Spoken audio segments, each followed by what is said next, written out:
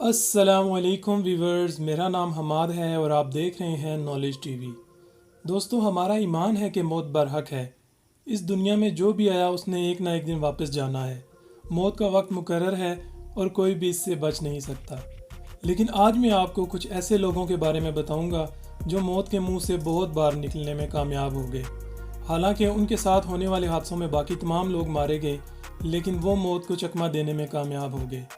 इस वीडियो के लास्ट में मैं जिस शख्स के बारे में आपको बताऊंगा उसके बारे में सुन के आपको यकीन नहीं आएगा कि कैसे कोई इंसान मौत के मुंह से बार बार बच सकता है।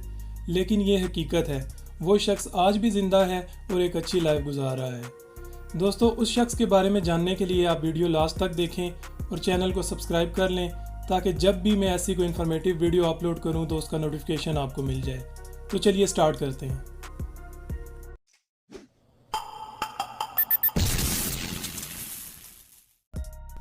दोस्तों, आज की वीडियो में मैं जिस पहले लकीएस्ट पर्सन के बारे में आपको बताने जा रहा हूँ, इसका नाम स्टोमो यामागुची है।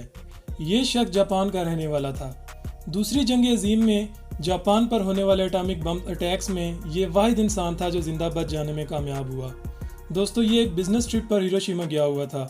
जब अमेरिका ने 6 अगस्त 1945 को हिरोशिमा पर एटॉमिक बम गिराया तो ये उस जगह से सिर्फ 3 किलोमीटर दूर था। ये बुरी तरह झुलस गया, लेकिन फिर भी किसी तरह जिंदा बचने में कामयाब हो गया। 3 दिन बाद ये अपने काम की जगह नागासाकी चला गया, जहां पर अमेरिका ने दूसरा एटॉमिक बम गिरा दिया। ये खुशकिस्मत इंसान उस जगह से भी बच निकला। हिरोशिमा और नागासाकी पर होने वाले एटॉमिक बम अटैक्स में 70 लोगों के जिंदा बच जाने की खबर थी, लेकिन ये वाहिद इंसान था जिसको ऑफिशियली जापान गवर्नमेंट की तरफ से दोनों हमलों में जिंदा बच जाने वाला शख्स डिक्लेयर किया गया। दोस्तों, ये शख्स 4 जनवरी 2010 को जापान के शहर नागासाकी में ही फौत हुआ। दोस्तों, अब बात करते हैं अटलांटिक ओशन के गहरे और ठंडे पानी में 3 दिन तक जिंदा रहने वाले नाइजीरियन कुक हैरिसन ओकेन की। हैरिसन एक ऑयल कंपनी में काम करता था। इसको बहुत बार ऑयल की सप्लाई लेने जाने वाली बोट में रहना पड़ता था, जो काफ़ी दिन तक अटलांटिक ओशन में रहती थी। हैरिसन का काम बोट के स्टाफ को खाना बनाकर देना था।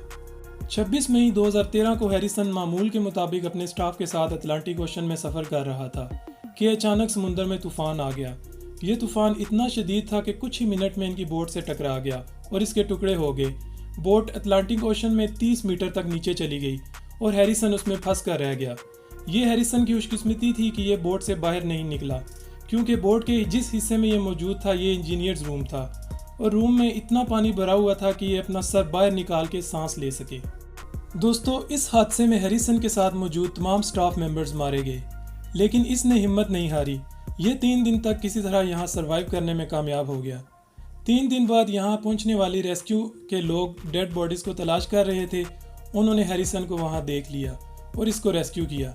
हैरिसन की हालत ठंडे पानी और 3 दिन तक बगैर कुछ खाए पिए इतनी ख़राब थी कि ये समुंदर से बाहर लाने तक बेहोश हो गया।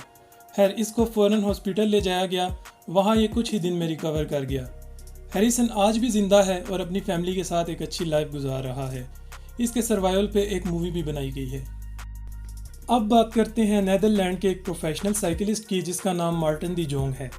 दोस्तों, मार्च 2014 में मार्टिन मलेशिया में मौजूद था। इसने मलेशियन एयरलाइंस से 2 फ्लाइट्स 370 और फ्लाइट 17 बुक की हुई थी, जिनसे इसको बीजिंग जाना था। दोस्तों, मार्टिन ने एन फ्लाइट से 2 घंटे पहले अपना प्लान कैंसिल कर दिया और टिकट कैंसिल करवा दी। इसने उन प्लेन्स में सफ़र नहीं किया। आपको ये जानकर बहुत हैरानी होगी कि ये दोनों फ्लाइट डिसअपीयर हो गई थी। एक प्लेन के बारे में कहा जाता है कि वो इंडियन ओशन में कहीं क्रैश हो गया और दूसरे प्लेन के बारे में आज तक कोई नहीं बता सका। दोस्तों, 35 साला मार्टिन इन दोनों प्लेन हादसों से बाल बाल बच गया। इसे आप इत्तफाक कहें या इसकी खुशकिस्मती। बहरहाल, मार्टिन आज भी साइकिलिंग टूर्नामेंट के लिए पूरी दुनिया ट्रैवल करता है और ये एक अच्छी ज़िंदगी गुजार रहा है। दोस्तों, वीडियो के इस हिस्से में अब बात करते हैं बांग्लादेश में गिरने वाले एक 18 मंजिला प्लाजे की, जिसका नाम राना प्लाजा था। इस प्लाजे में बहुत से लोग मुख्तलिफ काम करते थे, लेकिन यहाँ सबसे ज़्यादा गारमेंट्स का काम किया जाता था। 16 साला रेशमा भी इस प्लाजे में एक गारमेंट फैक्ट्री में काम करती थी। अप्रैल 2013 में ये बदकिस्मत हादसा पेश आया, जिसको तारीख में गारमेंट फैक्ट्री में होने वाला सबसे बड़ा हादसा कहा जाता है। इस हादसे में 1100 लोगों की जान गई। इस प्लाजे के मलबे से 17 दिन बाद जिंदा निकलने वाली लड़की ने सबको हैरान कर दिया। जी हाँ दोस्तों, ये लड़की इस प्लाजे के मलबे तले 17 दिन तक जिंदा रही। जब इसको बचाया गया तो इसका कहना था कि इसके पास एक पानी की बोतल थी जो ये थोड़ा थोड़ा करके पीती रही, और इसके पास एक टिफ़िन था जो ये घर से लाती थी। इसने वो खाना 17 दिन तक खाया। रेशमा चूँकि एक टीनेजर थी इसलिए ये बहुत डरी हुई थी। इसका 17 दिन बाद इस बिल्डिंग के मलबे से जिंदा निकल आना किसी मौजज़े से कम नहीं था। रेशमा ने अपने एक टीवी इंटरव्यू में बात करते हुए कहा कि वो अब कभी भी किसी गवर्नमेंट फैक्ट्री में काम नहीं करेगी। बहरहाल कुछ दिन बाद रेशमा को एक बांग्लादेश के काफ़ी अच्छे होटल में जॉब मिल गई। ये आज भी वहाँ काम कर रही है और इस हादसे को दोबारा कभी भी याद नहीं करना चाहती। दोस्तों, अब बात करते हैं उस इंसान की जिसका जिक्र मैंने वीडियो के स्टार्ट में किया था। इसका नाम फ्रेंड सेलेक है। ये क्रोशिया का रहने वाला है और ये एक म्यूजिशियन है। दोस्तों, इस इंसान ने मौत को एक बार नहीं, 2 बार नहीं, बल्कि 7 बार अपनी आंखों से देखा।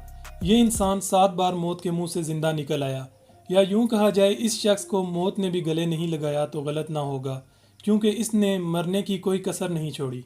दोस्तों, 1962 में ये सराजीवो से डब्रोविक एक ट्रेन में सफ़र कर रहा था।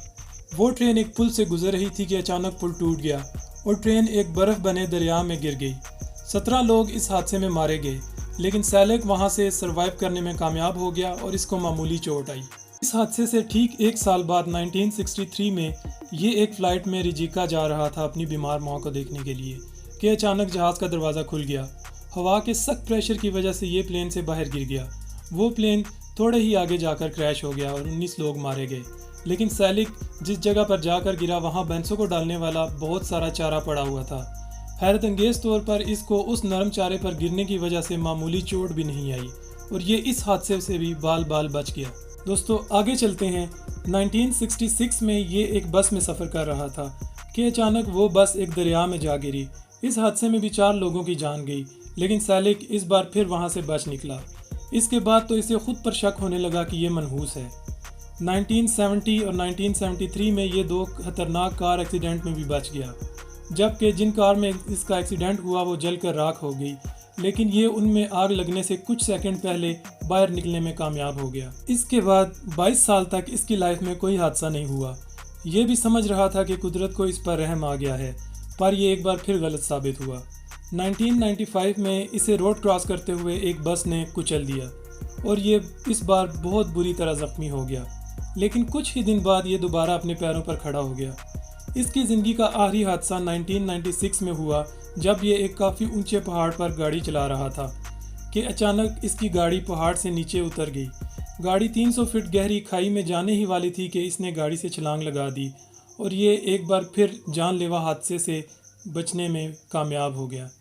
दोस्तों, इस इंसान की ज़िंदगी में इतने हादसे हुए हैं कि इन बातों पर यकीन करना मुश्किल है कि ये इंसान अब तक ज़िंदा कैसे है। इस इंसान को वर्ल्ड लकीएस्ट मैन भी कहते हैं और इसको लकीएस्ट अनलकीएस्ट भी कहते हैं, यानी ना इसको मौत ने और ना ज़िंदगी ने अपनाया।